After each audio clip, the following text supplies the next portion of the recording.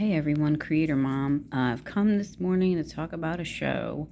I'm watching Monsters. There's a Netflix series called Monsters, and I forgot who the first one was about. Was it Ted Bundy? I don't know.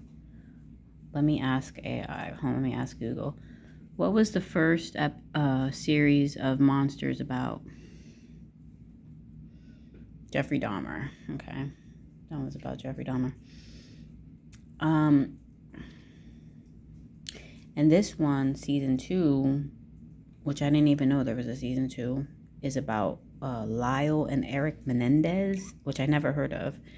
I don't think I'm only like halfway through. I'm on episode 5, and I don't think they're gonna turn out to be like serial killers. They're not. They murdered their parents, and I'm not exactly sure why they're in the monsters, if they're not like a serial killer. But I mean,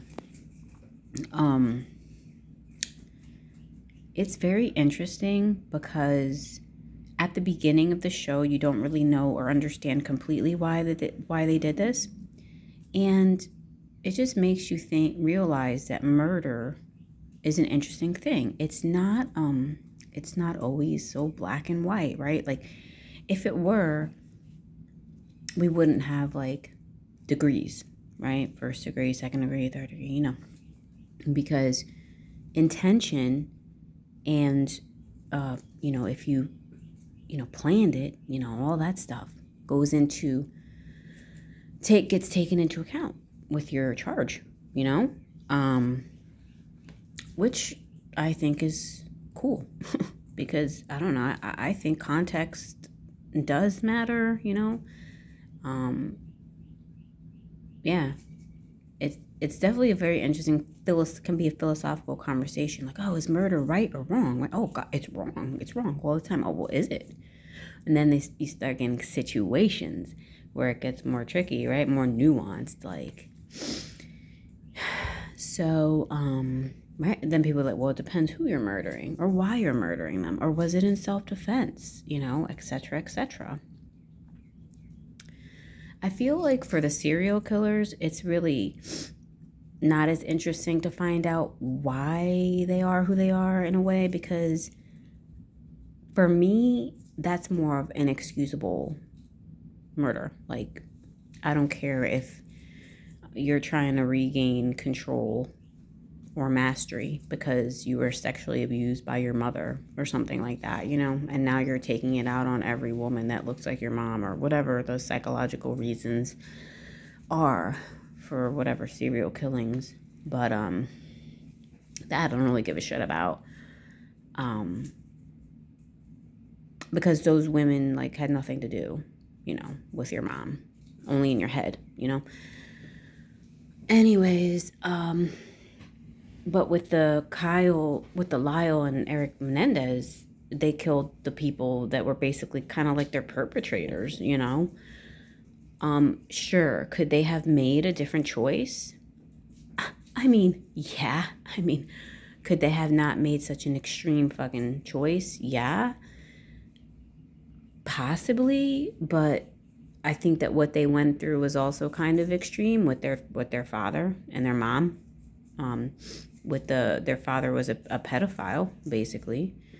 How, it's just like, how does all that shit affect the brain? When you start getting sexed up by your dad at 6 years old, how does that affect the development of your brain, of your chemistry? You know what I'm saying? Are you even like a regular thinking human being? Like, how does that fuck with your consciousness? It's just it's a good show, I ain't gonna lie. Like, they really made it very well. It kind of sucks you in. Like, last night I had to be like, all right, gotta put the brakes on this, because you could sit there and watch all 9 episodes, that's how good it is. But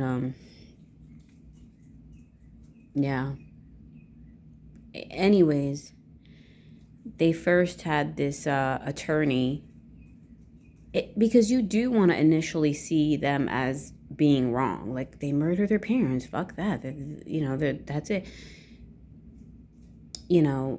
Or think, oh, you ain't getting out of that. Because they had told their therapist, right? Big mistake. And he recorded them and whatever. So their new attorney is her plan is to try to get those tapes as inadmissible, right?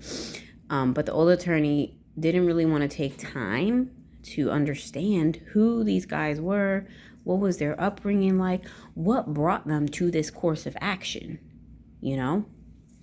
And so the movie portrays that there is this defense attorney that usually she defends, people who have committed these criminal. She's a criminal attorney.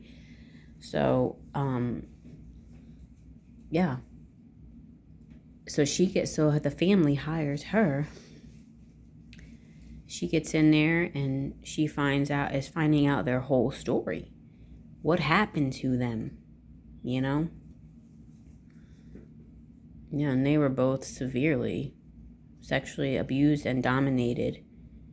And you would think these guys I looked up how old were they when this happened. The older brother was 21 and the younger was 18.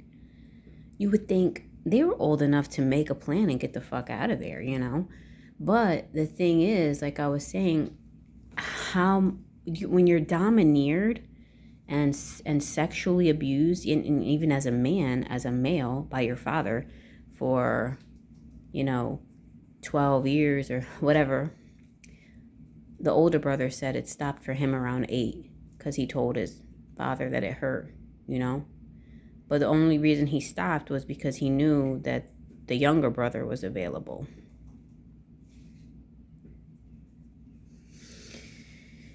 Like a true narcissist, they'll leave you alone because they have another supply. He didn't realize that, though. He was 8. He didn't realize.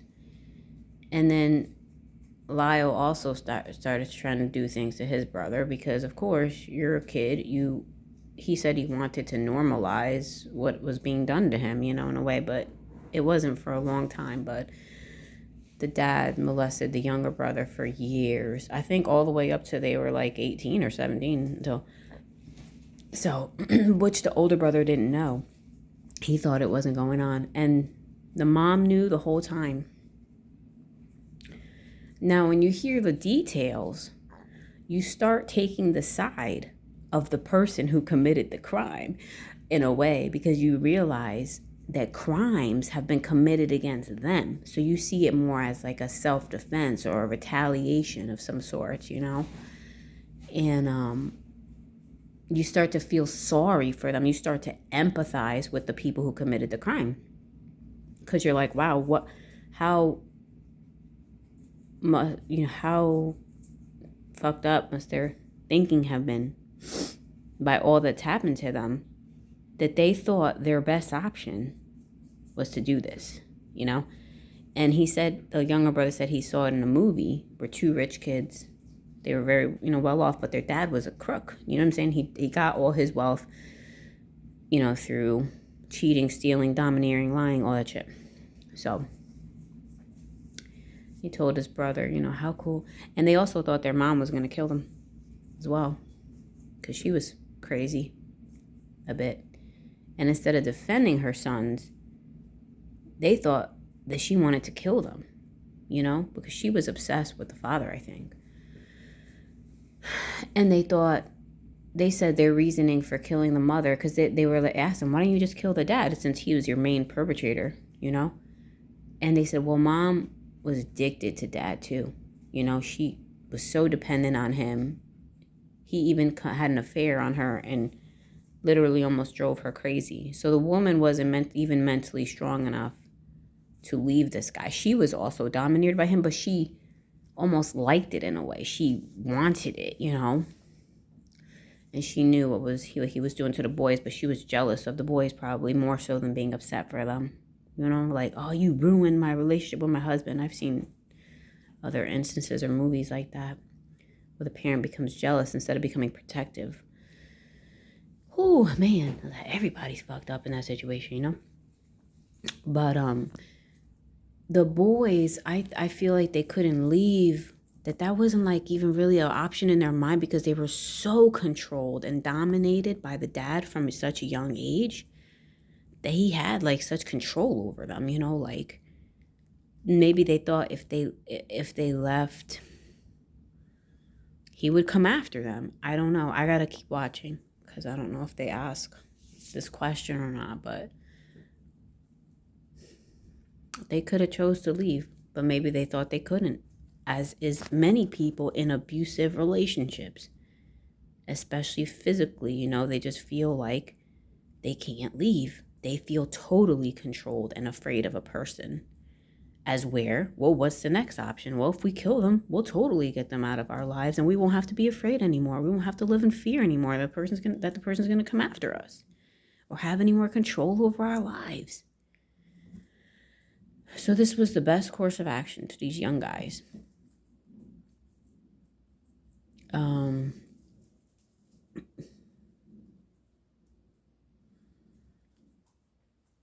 Yeah, it's crazy.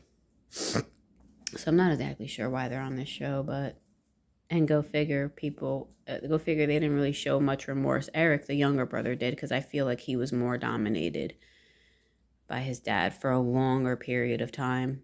So he was more like affected by it all.